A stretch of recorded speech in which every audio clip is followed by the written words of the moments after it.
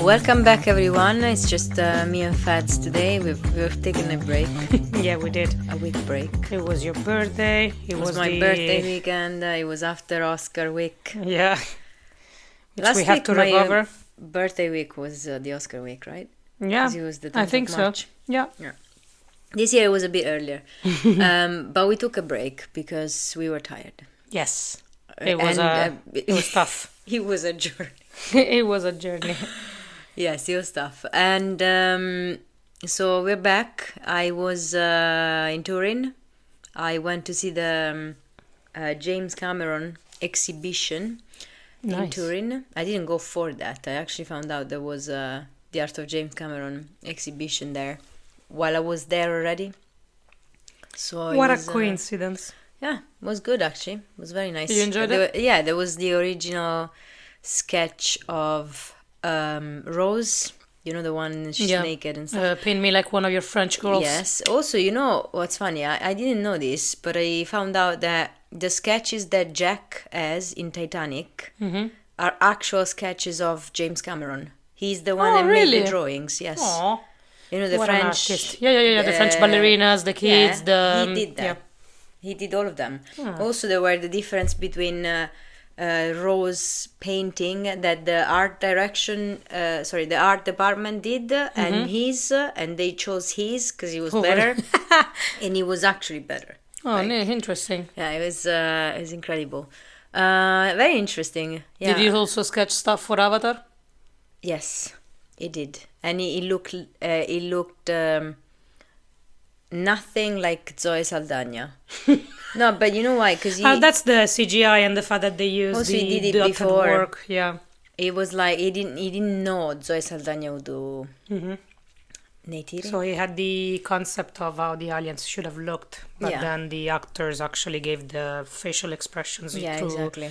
technology and CGI, which is interesting. Yeah, so it was very interesting. And then I finished Only Murders in the Building, the 4 seasons. I have to say I really loved it. I really enjoyed I it. don't And know, with that one I stopped at season 1, episode 6, I think, and you I told me. didn't continue. Not my cup of tea, I think. I actually really liked it. I liked the 3 of them.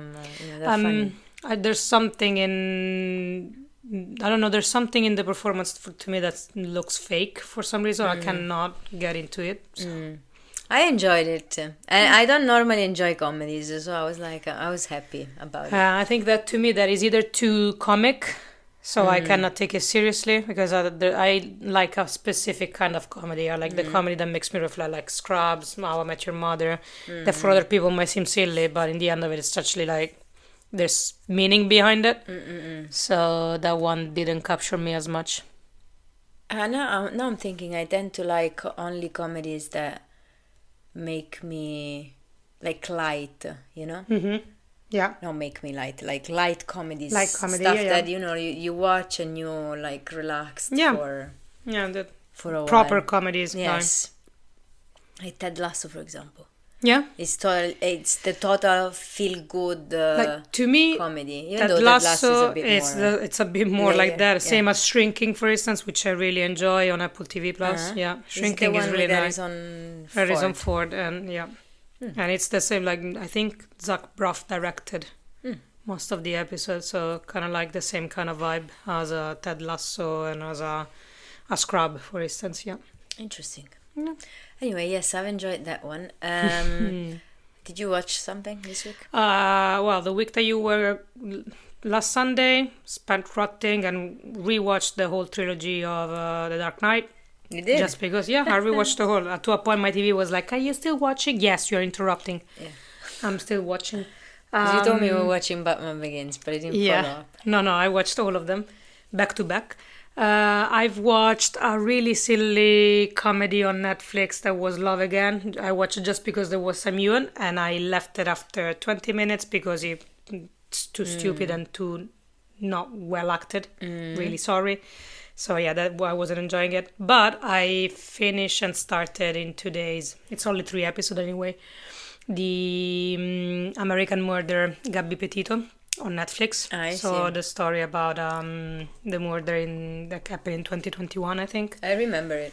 So It was his, the boyfriend, no? yeah, he was the boyfriend, and then he killed himself. Spoiler. He killed himself. Yeah, he did in I Florida. missed this. So he disappeared for like 37 days while they were investigating the murder.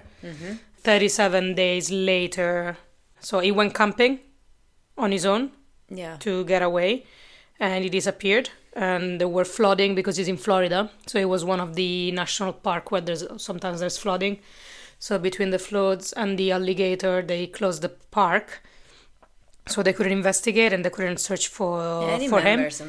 And then when the parents went to look for him, which apparently the parents were part of the whole thing as well, because they were protecting him, they found his remains because he killed himself with a shotgun to the head. Oh, wow. Yeah. Interesting. Justice wasn't True served. crime. Yeah, true crime. That was interesting. Like, it was really well done, I think. They've done something weird, which they highlight in the season, which is they used AI.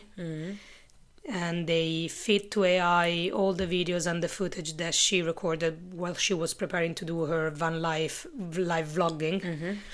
And through the AI, they were able to make her voice. So they use her voice to read the pages of the diary that she was writing. So you hear her voice made out of AI reading the diary pages, which is creepy / fascinating, but it's interesting. I see. Yeah. Interesting. I'm not a big fan of true crime, but a lot of people are obsessed with it. I need to be in a specific mood. I'm not an avid watcher / reader or listener. I don't listen to true crime podcast just because some of the things that might happen kind of like make me scared a bit, because there's things that could happen to anybody. So I'm not a massive fan, but this one I was intrigued for some reason. Interesting. So today we're talking about Mickey 17. We went to see a preview screening, but then we did a week of pause, so we didn't talk about it before it came out, because it's out now. It's been out for a week. But still, we talk about it. And then we are ending our episode with some news. Yeah, that's true. Of the week. Some pictures from sets. Yeah, some stolen pictures from set. Yeah. So Mickey 17, yes, we went to see a screening because we have friends who work at Framestore who did the visual effects. So we were plus ones, both of us. We didn't know, by the way. We were plus ones of two different people. We just we've known like for 2 days before. 2 days before. Because we were organizing at the same night. We were organizing the Oscars. Yeah, that's true. It's the and same it was day on the of the same Oscars. day. Yeah, it was the 2nd of March. Jam-packed day. Yeah. So we started the day at 10:30, I think. Watching Mickey 17, which is the new movie by Bong Joon-ho. Yeah. Who is the Oscar director winner of Parasite. Yeah. Oscar winner movie. Best Picture. I don't remember what year it was. Was it 2021? I think so. Something like that. Yeah, I think it was a couple of years early ago. 20. Early after COVID. Yeah, exactly. 2021, 2022. One probably was Coda. So 2022 maybe. 2022, probably, yeah. Anyway. So what do you think? So you have two people that have two completely different opinions of it. I loved it. I've particularly enjoyed it. I wasn't expecting it. It's a different kind of format from Parasite, so it's completely different, I will say. It's still low-life people. Description of some kind of like hopeless reality. The bottom of society. Yeah, exactly. But this caters more to the Western countries. It's not the same as Parasite. Parasite is different. Parasite was more Eastern countries. Asian countries more it's kind of it's culture, so that's why it was a big huge important thing that he won at the Oscars, because it was completely different. But for this one, this is perfectly applicable to our recent historical events. I find it really interesting. I enjoyed watching it. I laughed a lot. There was a lot of really Stupid jokes, but really effective for me. I could identify with the main character most of the time. You could. Yeah. Some of the things that he said, they were quite interesting. And, when you are he had like a frame of mind of a person that has nothing to lose. But at the same time, is quite fearful. Or at least the version of him that is in the movie is quite fearful. But it becomes fearful because he has something to lose, which is his partner. But in all, I loved it. I really enjoyed it, and I do believe that this is Robert Pattinson's best performance performances. I have to say on that we do agree. Yeah, I think the best thing of this movie is Robert Pattinson. I think him and I was quite shocked actually. Him and Mark Ruffalo are really great. Yeah, even though Mark Ruffalo needs to, I love Mark Ruffalo. I think he's incredible, and one day will win an Oscar. But I think he has to diversify a bit more because he's being typecast recently a bit. And he's been typecast as to be the completely opposite of what it is. But I think he kind of enjoys it. It's a different type of scope of what he does and what he usually is as a human. It was similar.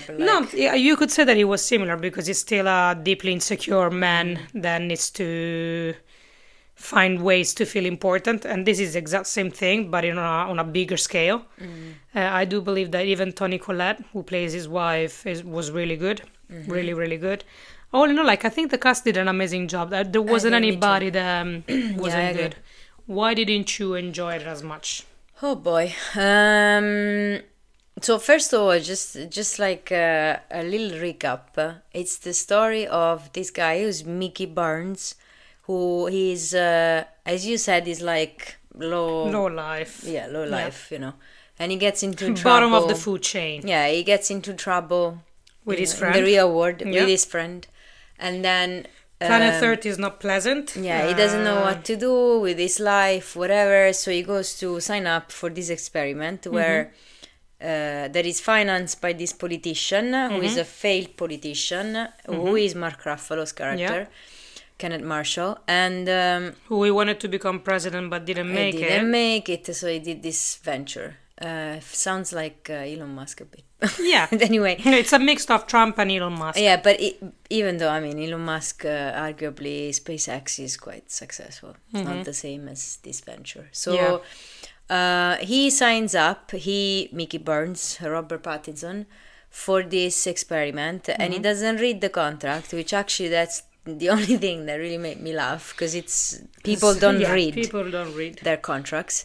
And he signed without knowing that he was signing to be an expendable, which is basically was sent to space to be killed and experimented on, basically like a rat. Yeah, like a human rat. And be killed over and over again and recreated. Yeah, and he would be sent to like difficult missions where he could die. So they sent him because he could die, he's expendable. Exactly. And every time that he gets recreated, he's given all his memories. So he remembers everything that the previous version of himself did. But he never like maintains the same kind of like... traits. Like he could be having different moods, different behaviors, so he's not always the same. He just builds from his own experience. Yeah, so this is the main plot, because I don't want to go further because otherwise I'll spoil everything, but it's very grey because which at 10:30 a.m. wasn't the best, It's very claustrophobic because they are in this spaceship the whole time and everything is grey. And outside is white because it's snowing and freezing. And these massive worms are horrible, creatures. Even though they're very so sweet. Cute. Yeah, you're right. They remind me of dogs. Anyway, and so I get the point. I think the point is wherever we touch as human race, we destroy. We don't respect nature, we don't respect our surroundings. I think like this could be the lovely child of if Pocahontas met Avatar, because it's the same at the end. It's the same plot. Yeah. Everywhere humankind or human races go, They just impose themselves on everything and their own beliefs and everything. without understanding without wanting to understand the culture of the place, what's right to do and what's not right, and it's going, So bit further. they go there in name of respect and in the name of building something that has to be better, without, in the end, respecting the culture that they're interfacing with. And So- even human beings. They don't respect human beings that are not considered successful. They just exploit them. They don't give them opportunities to grow. So even on a human level, I think there is something there. I didn't like it because I think it touches too many topics without going in depth Yeah. in any of them. Also, I have an issue, which is my brain. It's not that I am religious or anything. I'm not, but my brain does not find profanity funny. And this Which is my case. Yes. So this movie, my husband is the same. Feds and my husband are like profanity couple. Yeah, we are. Power couple. I don't understand the jokes. That it's not like I don't like profanity. I really don't understand it. It doesn't make me laugh. Which this movie is all profanity, so obviously that didn't help with my enjoyment. So yeah, that's why I didn't like it. I wouldn't rewatch it ever. I think it was painful, to be honest, because it's also long. It's 2 hours and 17 minutes. But I also found Robert Pattinson to be incredible. I liked Naomi Aki as well. Yeah. I liked Mark Ruffalo. The cast was great. Yeah. The cast was great. Yeah, I have to The say. whole cast was really, they all worked really well together and they brought the story on screen. I really enjoyed it. Like, I enjoyed everything about it. So, but I understand your point in the sense that it's not going to be everybody's cup of tea, but I liked the nonsense of it, and I liked where it goes with how far it goes with jokes and everything. Yeah. So I enjoyed it. Also, the torture that they do to him, at some point I found it a bit too much. Yeah, but I was disgusted. I was like, oh, stop it. in my case, it just brings forward how far people will be willing to go if they think that you mean nothing. So that's why I found it like quite interesting to see how far they will go. Like, it's another human person, but for them it's not human, so it can be expandable. Yeah, but of course. honestly, it has some interesting things. And I wouldn't say it's a bad movie. It just didn't really It's speak not- to yeah, me. exactly. It's not It's- my cup of tea. You said it right. Like exactly. it doesn't speak to me. But it's weird. It's his style. It's very, very Yeah, its style is quite. It was quite violent as well in Parasite. So it's what it does best, I think. He likes to exploit and to showcase humans at their worst, and he does it really well. Yeah, good visual effects. I actually like them. Yeah, I didn't notice that there were visual effects, which is the best way to know that they're good visual effects. exactly. Like, especially all the outside shots and everything. Yeah, so that was the interesting. environment that they were in. Yes, it was Yeah. really good.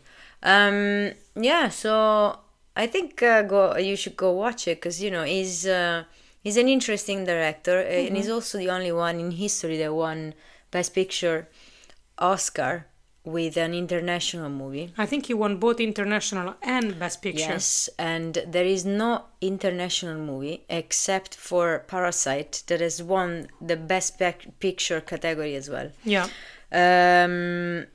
So it's an interesting one. Yeah. I would go watch it. Also, I would go watch it only for Robert Pattinson. This is definitely his best, This is best career performance, performance. I so feel like far. he's been building up to this because he's always finding like interesting project to do, and he always had his dream roster of directors that he wanted to work with, and he's slowly ticking them off one by one, and he's doing really great for himself. I really enjoyed his performance, to be sure. Yeah, me too. But do you think he has a chance for next Oscars, Best Actor I nomination? don't know. I think it's too It's very early early. in the year, but also the movie came out too early because it came out a day after the Oscars, so I don't think people are gonna have that kind too of much memory. It's too attention early. span, Yeah, yes. too much. Yeah, it's unfortunate that Mm-hmm. that it's like that, but it is like that most often. It is. Anyway, okay, and that's it, I would say. Yeah, that was it. Let's close this episode with some news of the week. Robert Pattinson is also starring in another movie that is coming out in July 2026, which is Christopher Nolan's The Odyssey. Yeah. Even though we haven't seen him yet in No. any picture from the set, what we have seen this week is pictures of Tom Holland. Tom Holland. And it wasn't And only we saw Tom some Holland, it pictures. No, was- there was some pictures of I will tell the you. set. John Bernthal, who's playing King Menelaus. Yeah. Um, And there's a lot of pictures from the set. There's a lot of reconstructions. They're shooting in Greece now, I think. yes, they're in Greece. Then they'll go Sicily. Then they'll go Turkey. They Then were in they'll- Morocco, weren't they, before I this? think it might be, Yeah. yeah. And then they're coming to London to Okay. do the studio The studio shots. shots, okay. They were on a boat in the pictures that we've seen, and it was Tom Holland mainly who was playing Telemachus, Yeah. who was basically Telemachus Is Odysseus' son. is kind of the protagonist, really, of the Odyssey, because he's going to find out if his father is dead or alive. Matt Damon is Odysseus. but we haven't seen him yet. Only in the picture. And we always that saw the they- picture that they released of Yeah, the they dresses released. and the way that he's dressed. And then we saw, I think it got released that Zendaya is playing Athena. Oh, really? Yeah. And Charlize Theron is playing the mage, Circe. Okay, so then Zendaya is a lot in the movie because Athena is doing the whole beginning. So in the actual book, Athena is behind Odysseus. She's the one that chooses Odysseus because she's on the side of the Greece. Yeah, but she's And also she's the, the one one that that inspires sends Odysseus. Telemachus Yeah. to find Odysseus. Because I'm reading it now, and I've done the first 3-4 chapters. And Athena is the one that tells Telemachus to go find his father, and she is with him on the boat until they go to King Menelaus, I think. Yeah. Yeah, you have the two quests because you have Odysseus that's been traveling back since the end of the war. It takes 10 years to go back to his wife, which I think is played by Hannah Hathaway, by the way. Penelope. Yeah. Penelope is played by her. And then you have the son looking for his father. And oddly enough, the only person that recognizes Odysseus is his dog. Nobody recognizes him when he lands finally back to his island. Yeah, but don't spoil it to me. I'm really... No, that heavy. You Kidding. haven't read the Odyssey. My God. I'm kidding. Yeah, a lot of people actually haven't read it and are ignorant, and they trust other people. Yeah. You know, because honestly, I realized reading it that. You remember when it came out that everyone was like, "Oh my God, Tom Holland, he can play Odysseus because he's too young," you know. Of course, he's not playing Odysseus; he's playing Telemachus. Like, Yeah. I don't know. He Age- was very, you know. Age-wise, he has the age to play Odysseus because Odysseus was old, but was actually old for the ancient Greek times Yeah, because he was exactly. 35. Yeah. So that would be kind of like Tom Holland's age. However, his face doesn't cater for a 35-year-old man. I'm really sorry. So I'm glad that he's playing the son. because- Telemachus, of course. Yeah. Actually, I can see him now that I'm reading it and I'm imagining Tom Holland. I can see him doing it. To be honest. I don't know. I'm not a huge fan of Tom Holland. I'm really sorry. I know that he's a good actor, but he looks No, too me young neither, for me. but I think, and it's, to me, he's the worst Spider-Man. I'm really sorry. I don't know, because in the book he's described like godlike looking, but very young, very fresh, very. And he has has a seen very his- good body. He built a very Greek body, you know, like He's also structure wise.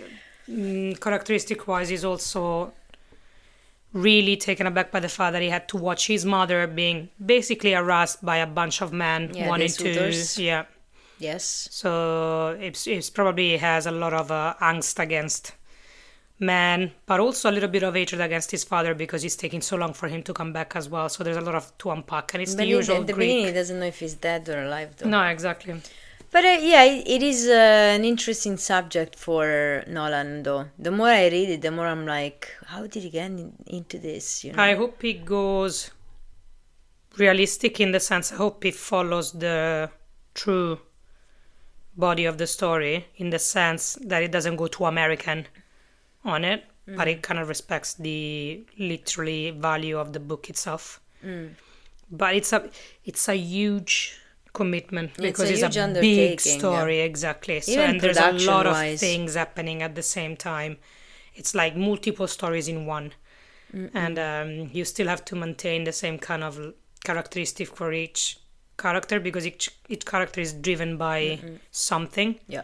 So, and that was the beauty of Omerus when he wrote down this kind of story. Yeah. I'm interested. Yeah. Anyway, anything else happened this week?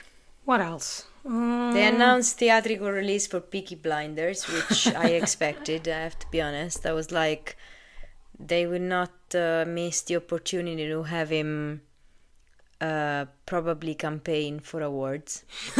Especially consider that it's coming out, I don't know. But Steven Knight said it's coming out at the end of the year, but I don't know. I think it's too optimistic, to be honest.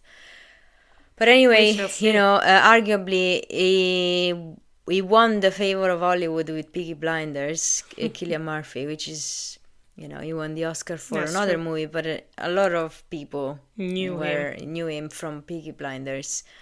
And so I don't think Netflix will miss the opportunity to have him campaign. No, and they know that it's gonna bring people to the theater anyway. Yeah, because fans are crazy.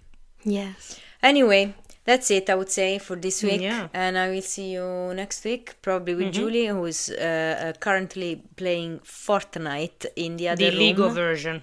Yes.